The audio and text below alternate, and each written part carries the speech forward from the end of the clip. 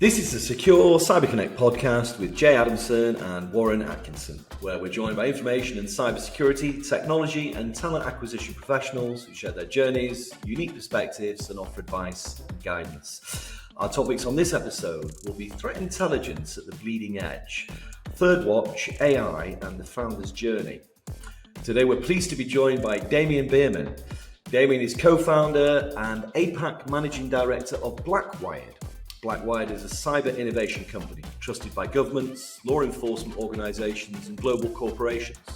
Its flagship platform, ThirdWatch, is the world's first zero-touch, non-invasive technology to both visualise and eliminate organisations' existential cyber risks.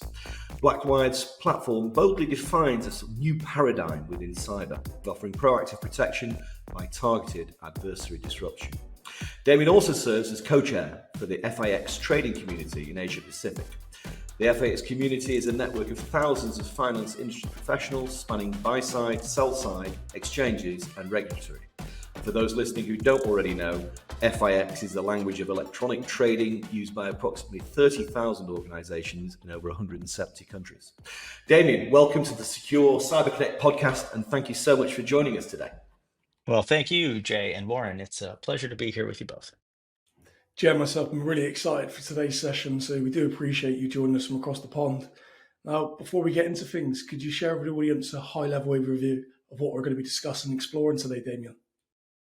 Well, I think Jay teed it up pretty well, actually. Threat intelligence, definitely an area that we can talk about somewhat. Innovation, generally in cyber, as that's an area that we're really trying to put a stake in the ground. Also, if you guys want, just startup stuff, really. This is my third startup in my career, so I've kind of gone from one to the other. So anything you guys want to talk about in terms of that journey, I'm more than happy to give you what little I have.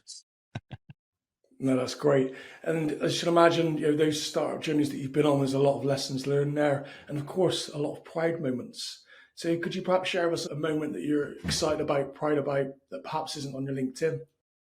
Yeah, I mean, in terms of the journey has taken me around the world. That's definitely something that I'm proud, happy. Just I look back, 25 years now, and it's like a snap of a finger. It's been quite a ride. That is for sure. But I guess my LinkedIn would probably suggest that, given it's got my entire work history there. Anything that isn't on my LinkedIn, well, I don't know. I managed to keep my pool game up pretty good over the past 20 years, so I don't know. I can do okay in a game of 9 ball if that counts. I make a mean gumbo if that helps. I've got some family down in the deep south, and I picked up my grandma's recipe. So anybody who's missing a flavor of Louisiana, just give me a call. I'll make you some gumbo. What's your secret ingredient? Everyone's got a secret ingredient for the gumbo, Damian. Yes, indeed. That is absolutely true. It is. And in my case, it is more than just hot sauce. I like to go for the sassafras root. I'm more of that than an okra guy. For me, I think it gives a little more umami in the flavor base. And yeah, some people are, they like their oysters and their whatever. The meat doesn't matter. It's all about the seasoning and the roux. You got to have a good roux. You got to stir that thing for, an Always. hour to get it deep and dark. There you go. Not very cybery, but delicious. No, it sounds like you take a lot of pleasure in your cooking, and that's certainly something that probably spills over into business when it comes to strategy and process. Maybe. Could you share with the audience perhaps a significant challenge that you faced in your career that's shaped your view and perspective on cybersecurity?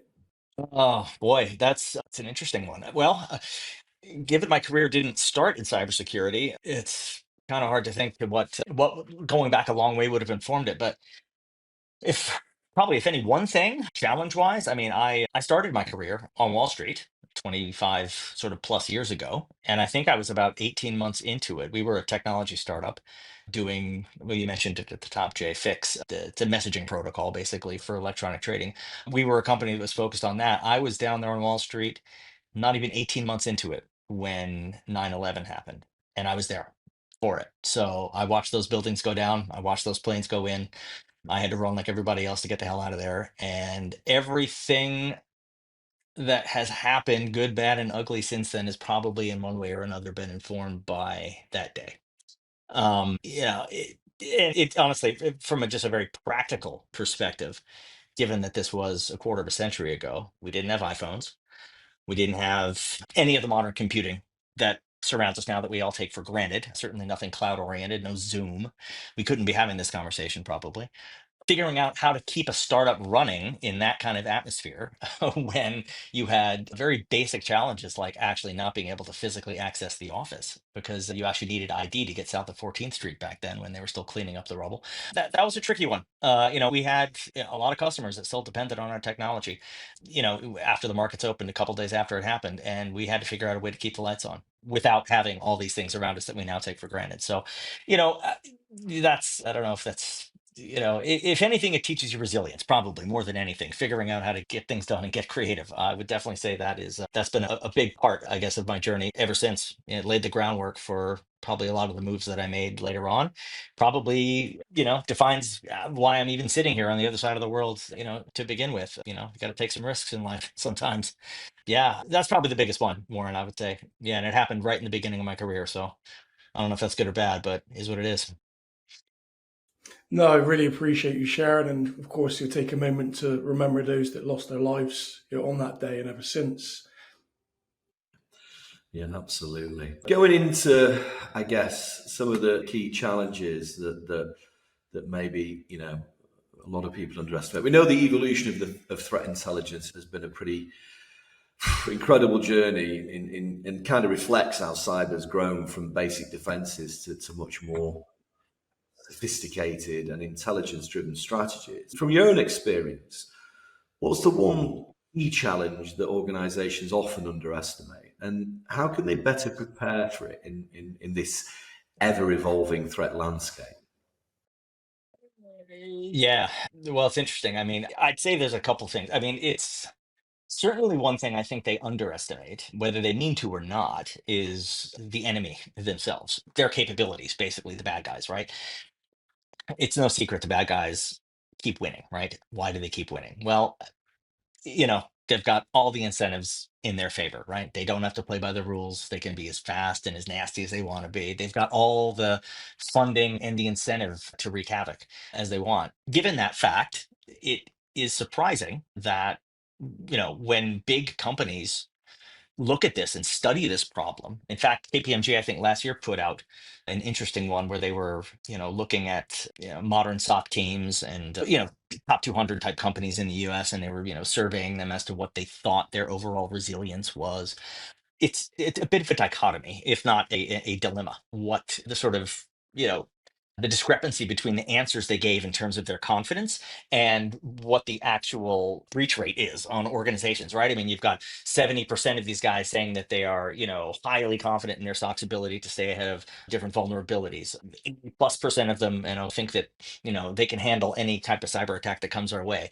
Those types of numbers, right? And this is a credible study that I think they ran seriously. But nonetheless, I don't know how many companies got hit last year, how many thousand were there, probably 40-50% of them, right? So clearly there's a discrepancy there. So I think it's both an underestimating of the enemy's capabilities as much as it is maybe an overestimating one's own capabilities, right, in terms of the mix. And I think that the results kind of speak for themselves in terms of what's happening, right? It's never been more dangerous a landscape, probably. Absolutely not. Absolutely not. So, Damien, threat intelligence has certainly evolved over the last decade or so. And how would you best define it today in comparison to how it was defined, say, 3 or 4 years ago? Well, seeing as we started Blackwired about 3.5 years ago, and prior to that, I probably like most people outside of security didn't spend a lot of time thinking about security. I can only really tell you what it's like since I started looking at it closely. Anyway, I think it's a combination of both too much and in some cases not enough. If I had to put the two together, and it doesn't sound like they should really make sense, but I think there's a lot of intelligence out there. I take that back. There's a lot of information out there. Now, how much of that can be distilled into intelligence is, I think, the key question. So, you know, threat intelligence itself, to your question, I mean, I think it's always been about knowing the enemy. How much do you know about them, about their weapons? And that's not just malware, that's also the infrastructure that they need to launch an attack, and that can be, many and varied in its complexity and in its scale and in its scope. And so understanding their tools, their tactics, all their procedures, everything that they kind of do to get around your defenses, that's what intelligence has, I think, always been to some degree, mixed in, of course, with their motives. And those motives can be, either money or geopolitical or whatever too. So you got to know kind of who your enemy is and what makes him tick. But just from a pure, what's the thing that's going to, bust down your castle walls perspective, those are kind of always the fundamentals. Now, the problem is that there is a lot of information out there, and a lot of it is even freely available, kind of open source. We call it OSINT, open source intelligence, that people can use to get an idea, of what the threat landscape looks like at any given time.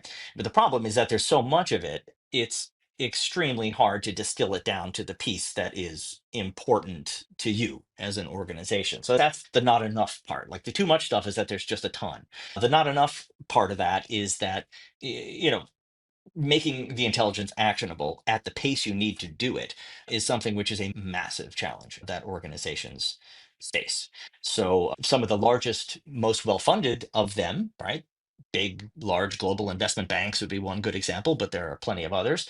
They've got billions of dollars invested in their security infrastructure. And a lot of that actually goes to teams of people who sit in security operations centers, SOC teams, who specialize in this stuff. And all they do are pulling in feeds from everywhere, trying to find the nuggets of gold that they need out of the sea of noise that's there. And, if you're one of those organizations that can put that much money and resource into it, then you're probably going to have a reasonable handle on the overall threat landscape and maybe what it means to you.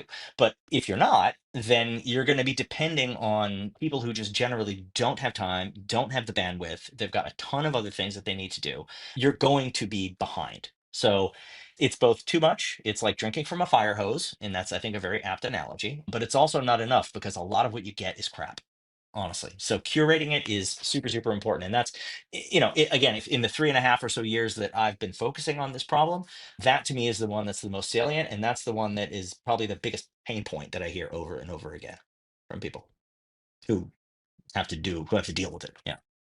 I certainly agree with you. And information data overload is something that we're seeing quite a lot of. And I think it is really important to sort of leverage resource and the expertise and know-how.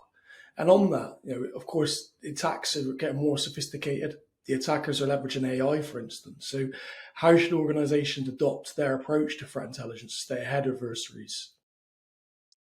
Well, they need the good stuff, basically. And, to me, it really boils down to the quality. Speed is always important because, especially as you mentioned, with attacks becoming more sophisticated, AI, doing better deepfakes than ever, and, just the whole kind of threat landscape kind of moving, the pace of change is, it's not just that it's changing, it's that it's changing faster and faster. How do you stay ahead? The quality of your intel's got to be really good, but you can have the best intel in the world. Frankly, if you don't know what to do with it, then it doesn't matter, So, it's more than a strictly a technology problem, but I know there are people who would say that it's also an education problem. It's a human thing. It's a culture thing. I mean, that's all true, of course, but at the end of the day, the thing that's going to keep you safe, is the intelligence itself and technology that really can harness it. And what, well, we say orchestrate it, in our terminology, but really that means integrating that intelligence into the defenses that you have in a way that is effective. Ultimately, that's probably going to be 90% of the battle over any education and training courses and, all the cyber hygiene stuff that everybody knows they're supposed to do. You need to stay ahead of the threats as best you can, or you're just going to be behind. I appreciate you sharing. And you mentioned AI and touched on automation there. What role is AI and automation going to play when it comes to shaping the future of threat intelligence? And where do you see the biggest opportunity versus the biggest risk, perhaps? Man, it already is. It's already happening.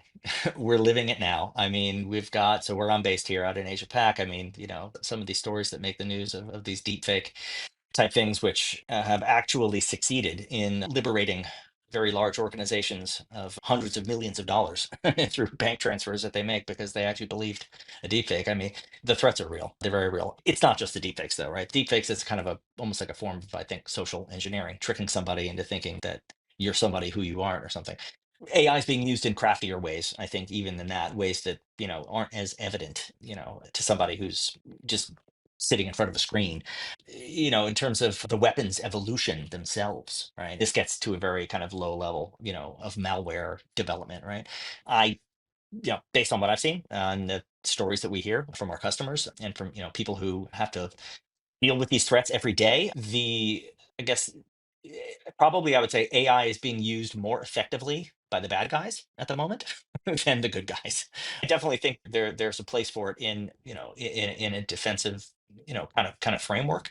We certainly leverage it within our platform whenever we get to talking about our stuff. I'm happy to give you details on how we're kind of leveraging it to help isolate attack chains that we see coming.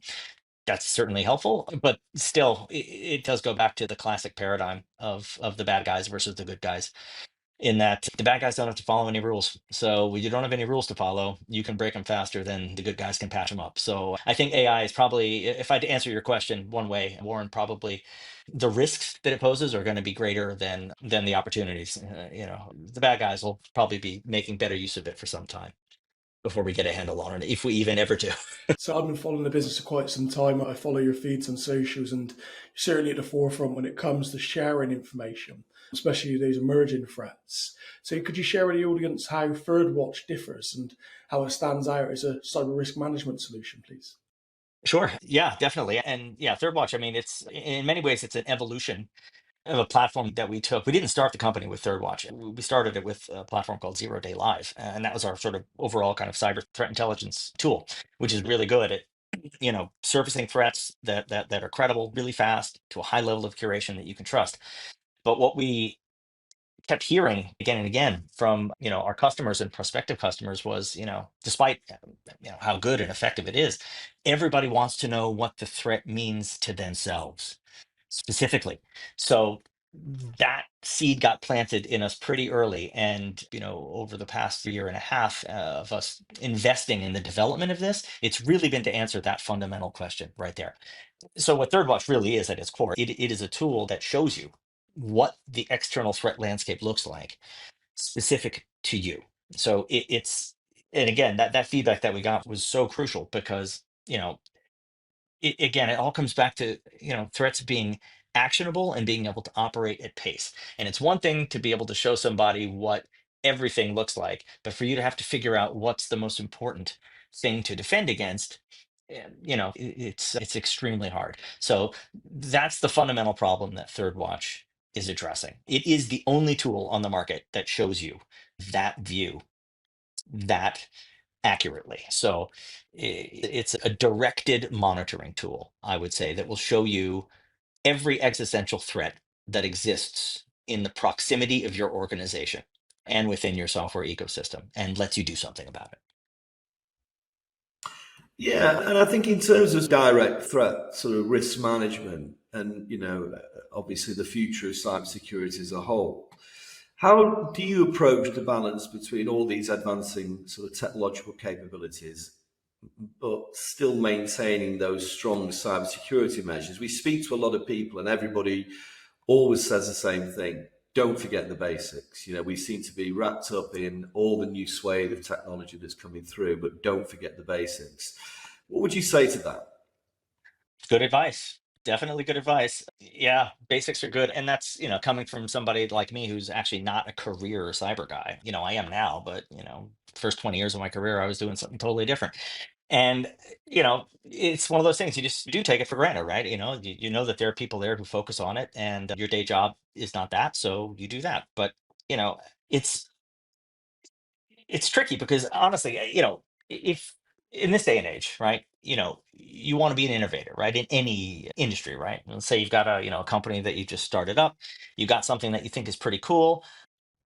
You know, the speed at which you kind of need to innovate to stay relevant, to make those new sales, to make your investors happy, that is always going to be at odds. I think by definition, at odds with what it takes to harden a system from a security standpoint, because they're two fundamentally different forces acting against each other, right? especially if you're an early stage company and you've got investors and they're looking for returns, they need progress, they need sales, right? And you want that too, right? Because you want to go out and change the world and do all this great stuff with your technology. The clock is ticking. Developers are going to be under the gun always to ship code and do it fast, right? And they can be the best developers in the world with the best quality assurance out there, and the product could be really good, but there are going to be holes. But just because of the speed at which things need to move. So, I mean, if you look at things that, I mean, just happened in the news a couple weeks ago, the acquisition that Google made with Wiz, right? Big one, right? Big, to the tune of $32 billion, big one. That's all, the type of security I think they really excel in. And so it was really, I think, smart move by Google to do it was, to help that development pipeline to introduce layers of security into that because it's massively important, right? You have to innovate, you have to move fast, but if security is an afterthought, then you're screwed, basically. But that's not foolproof, honestly. It's not. There's still, I would say, something of a dichotomy there because, and it's probably more of a thing of just the modern computing environment that we kind of live in and inhabit now, kind of more than ever. Because so many things are now in the cloud and systems are distributed as they are. You know, it's impossible to expect all the relevant security decisions that you're going to make as a company to fall directly within your control. I mean, you're going to have third parties that you depend upon. You're going to have, you know, different systems that you do not directly control that are housing important data, either for your company or personal data of your customers or what have you. And so that's just a baseline fact, I think, of modern business in a distributed, sort of cloud centric world. So in a way, and I don't mean to sound fatalistic here, but whatever you do to protect your castle is great. You should do the best you can, but there's always going to be risks because you're always going to depend on somebody else and you can't control what they're going to do. So being able to provide probably the best you can do is to gain a level of visibility into what the third party kind of the risks are, right? And there are tools out there that can do that. Of course, ThirdWatch is one of them, and we think it does it particularly well. But but still, even that's information that companies have to reckon with, especially if they're in regulated industries, because there are legal ramifications for losing that data, even if you had nothing to do with it. So it's a big problem. Yeah, it's huge. And I think that is the challenge, isn't it? It's how do you strike a balance between fostering innovation and keeping security first as organizations scale up. And there is so many, new startups emerging. There's a lot of genuine innovation out there, but there's also a lot of empty marketing hype and a lot of bad decisions can be made. From your own perspective and your transition, from a sleep researcher to a frontline client support for a Wall Street tech startup, and you've gone overseas, you've been running those operations for two trading technology businesses now, and then obviously ultimately co-founding this, the cybersecurity innovation, organization that you're at. It is quite unconventional, as we touched on earlier. What norms did you challenge or reject in this journey to get where you are today? I guess it probably helps if you don't know that there are any norms that they're supposed to break, maybe, for one thing. But and I guess that probably goes to a thing of just trusting your instincts generally. But yeah, certainly in my case, because it's kind of, I didn't go through that classic kind of ringer of, working at an investment bank or on a trading desk or something at some big large institution and then breaking off to go do the more fun thing. Pretty much done the startup thing from day one. You have to probably, possibly more so than in a large institutional environment, you have to figure out a way to trust or to figure out who the right people are to trust, I guess, or to put the right people around you who you do trust, especially in a small startup or early stage type company, environment, right? There's always going to be, I guess, the leadership, at the top, and those are the people who, you know, you do have to trust to some degree that you're buying into their vision, otherwise you wouldn't be working there. But ultimately, he's going to put their trust in you to operate their business or an arm of their business, in a part of the world that's, foreign to them or might be completely on the other side of the world. They might be asleep while you're awake. There has to be a lot of, I guess, trust there that you're going to be running things in a way that's, consistent with with their vision. And that's something that you don't learn that overnight. I mean, that happens just, through time and practice. But I guess, you got to be a good judge of character. You got to do all, you got to do all this stuff that you got to do. Yeah, it's tough to peg that to a simple answer, really. But if there's one kind of guiding theme that's steered me straight over the years between the different businesses that I've been responsible for, cyber or trading or what have you, a decent moral compass helps. That's probably that's one that you gotta trust. And as long as you got that, and people realize that, generally you're fighting a good fight. They can disagree with you. They can have differing opinions. You don't have to like them necessarily, but the people who depend on you to run the show, you're probably going to do all right by them. So that's probably one big lesson I could give you. Yeah, be a good guy. Be a good guy. It was that simple. Yeah.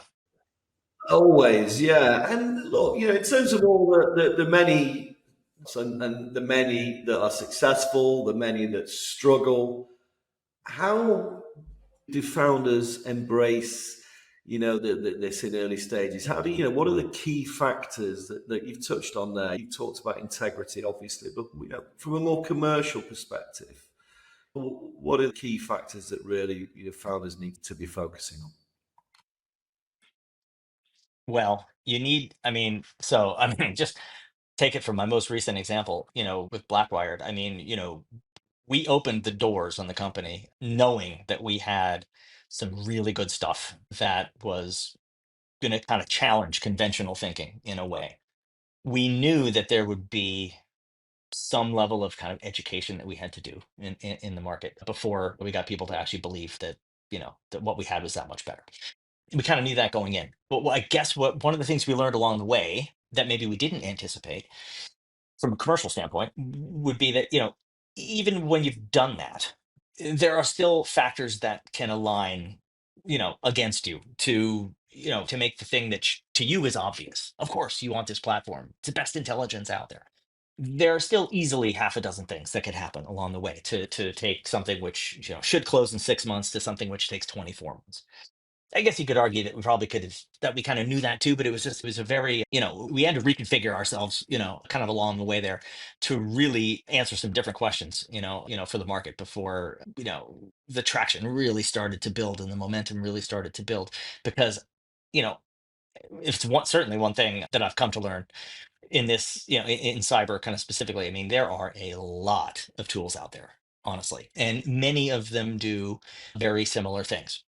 Everybody has their special sauce. I know that. We do too. But, being able to get that across to an ultimate economic buyer, even if you convince them, there can still be people who get in your way because they might view what you have as a threat, potentially to them, to their job. Might not be what makes the most sense for a company, right? Or what's in their best kind of security interest, but you get that pushback from people who just think this is another tool that's going to create more work for me. So, figuring out who that buyer is, it's not always the guy who controls the budget. I mean, of course, you got to get them on board, but sometimes you need to figure out ways to get the people underneath on board too, because what you're bringing might, kind of challenge the way that they're used to doing things. And people who resist change, they can block things too. So yeah, there's a lot to it. And are there any other mistakes perhaps that startups are making or you're seeing across the wider tech industry that are really standing out to you at this point in time? I don't know.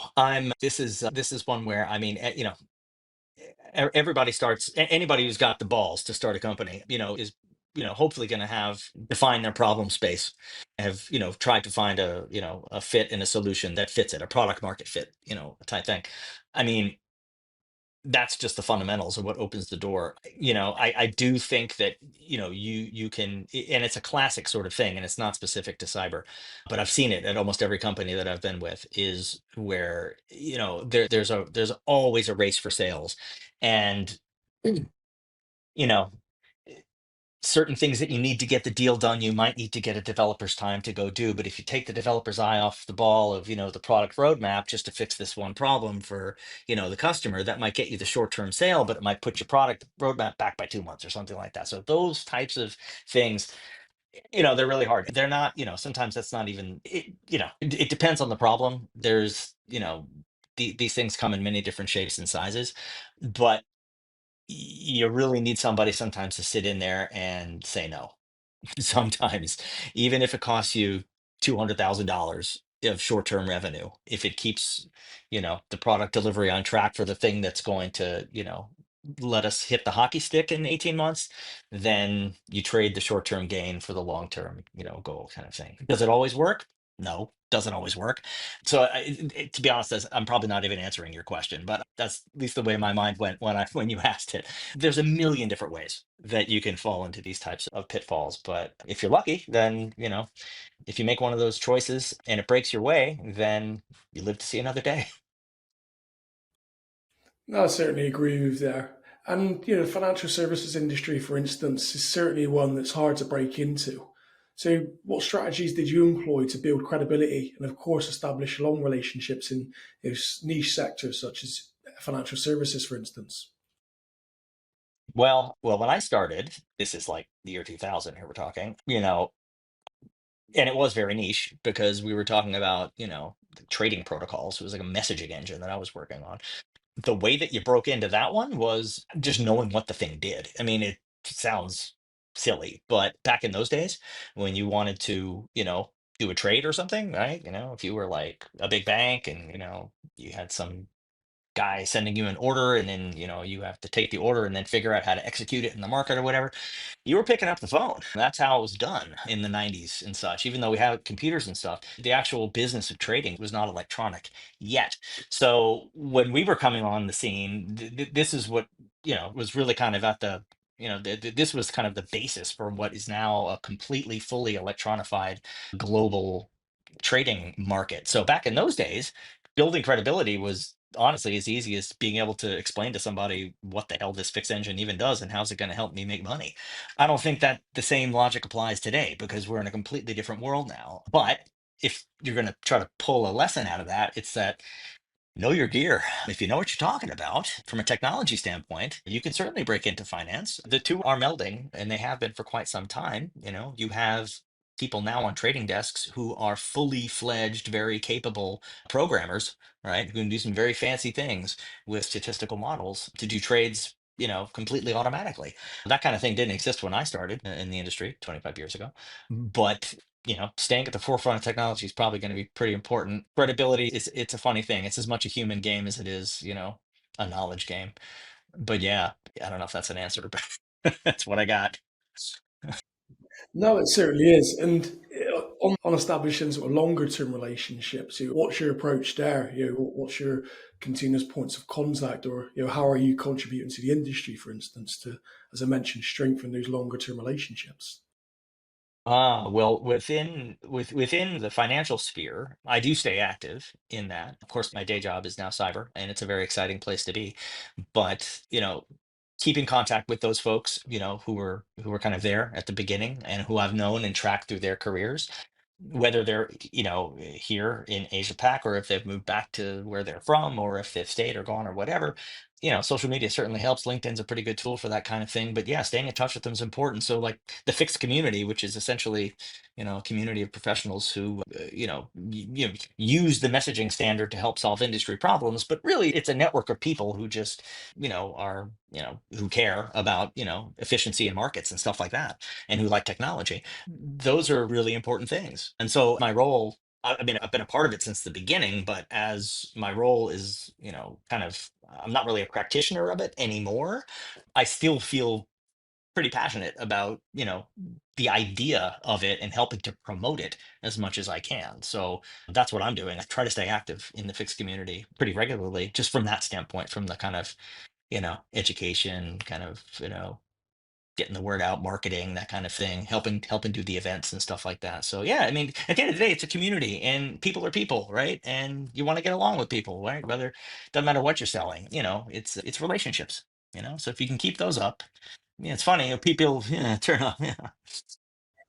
Yeah. I mean, moving from that, I mean, big things for Warren and I, and we've actually done a really heavy focused episode on it a couple of episodes back on the podcast, is early years cyber, and with the growing online risks and over 30 billion connected devices worldwide, probably more than laptops, we know it's never been more crucial for teachers and parents, to really kind of install, and develop positive digital habits and strong cyber hygiene.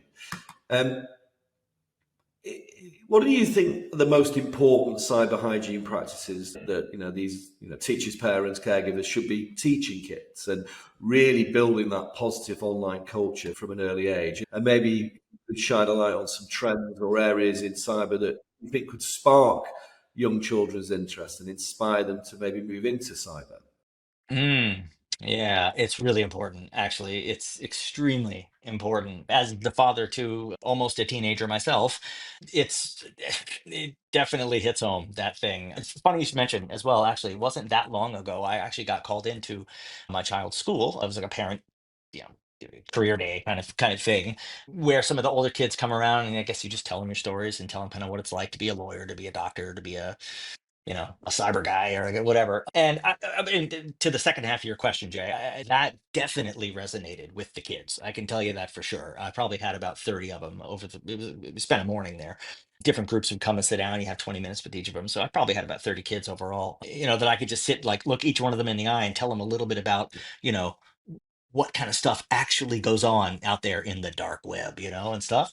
They love it. I mean, they just love it. I think that's just a feature, though, of what it is. It's cops and robbers, man. I mean, it's stuff that we all loved as kids, right? I mean, it's kind of the embodiment of that. So that's going to be a natural kind of hook. I think so, whether it's your job or not, whether you are a threat intel person or an identity management person or a governance person, if you can tell them a couple of stories about some really nasty stuff that's happened, and how, and make it connect in the mind of an 11-year-old or something, like that's just gonna naturally get them kind of thinking the right way.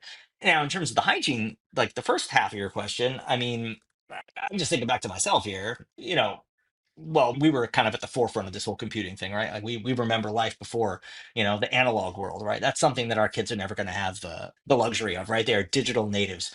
I think, as scary as that is, right, for a parent, but it's also like this is just their natural kind of state. Like, I mean, like my own child, like I sometimes she'll show me something on, a TikTok feed or something like that, and like we'll talk about it. And, she'll just have an innate understanding of what's real, what's fake, what you can believe, what not. I mean, that's spidey senses stuff, but I think that just by being a digital native, they're actually going to come into the game with a bit of a higher bar of just naturally being able to spot the BS than we might be able to, even in this age. I don't know if that's, I would say that in a way to be complacent, or that you should think, oh, the kids are going to be all right. You definitely need to instill good habits in them, right? All the basic crap, like don't choose a stupid password, get your two-factor going, and that's now, right? That's probably for the next few years. I think it's having a bit of confidence in them, isn't it? Yeah, yeah, for sure. Yeah, it's having a bit of confidence in them. Yes, I think they're gonna. I think be all right. Yeah, it's a good point. We don't want to be too kind of assumptive that, as you say, their mentality and our mentality, having grown up as digital natives, is the same. So I think it's the really younger generation, and I think it's having having that installed from really early years, such as road safety, stranger danger, all that kind of stuff. I think that's the key here that probably we need to see a lot more of. Don't be afraid to scare the crap out of them. And if you could speak directly to some of those young adults, for instance, and you could summarise it very briefly, what are the three pros and three cons, perhaps, of working in cybersecurity? I'd say more pros than cons, for sure. It's a lot of fun, definitely. Again, going back to the whole cops and robbers thing, it's just naturally a fun space to be in because you're working against effectively criminals. That's pretty cool. From a just comparing it to my days, on the trading desks of the world, and when it comes to innovation, when it comes to doing like the pace of change and that stuff, hot new tech and everything, cyber definitely moves faster. And there's very good reasons for that, of course, just the nature of it, really. So from a business environment, actually getting out there and maybe selling something, it's you can get that first demo, like no problem, right? I mean, it might take you a year just to get a trader's 5 minutes of a trader's time or something, so you can show them some funny new bell and whistle on your fancy trading platform. But for a CISO, right, who's got a massive target on his back, right, and probably doesn't even know where the threats are coming from tomorrow, if you come up to him and tell him you've actually got something that's going to, help him close that gap or operate a little bit closer to the pace of the bad guys, they're gonna they're going to listen. So that's a really nice feature of cyber that I've found. It's just a willingness to hear about new technologies.